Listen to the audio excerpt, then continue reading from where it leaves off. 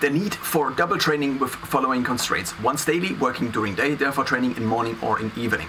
Now once one has these constraints established and one misses a morning training, one has to then train in the evening. If one trains in the evening, then instead of 24 hours for regeneration, there are now only 12. So one has to kind of train double.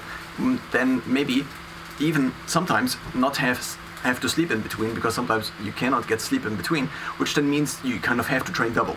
Now, in theory, this would be a really big problem, and this also probably is a really big problem, but sometimes I have these situations in which it seems to not be that much of a problem. And these situations, I think, are in part also because I have a working out schedule on a weekly basis that has kind of an alternation built into it. So I, on Sundays, run.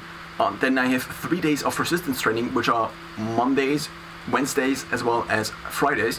And then I have an additional resistance training. This could also be a circuit training on Saturday. And then on Tuesday,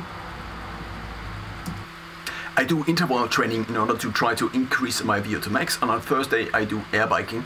Previously, I swam on Thursdays. So now, because I do have this alternation built in, and I do have resistance training, which is usually less demanding in terms of the cardiovascular load, and then I again have something that is more cardiovascularly demanding, I do have this alternation already built in, which means if I have to train double, so if I have to follow up an evening training with a morning training in order to again get into the morning synchronization, then what is kind of due to the scheduling is that I then can recover cardiovascularly in the resistance training workout, and usually, therefore, the other training is not so much a bottleneck.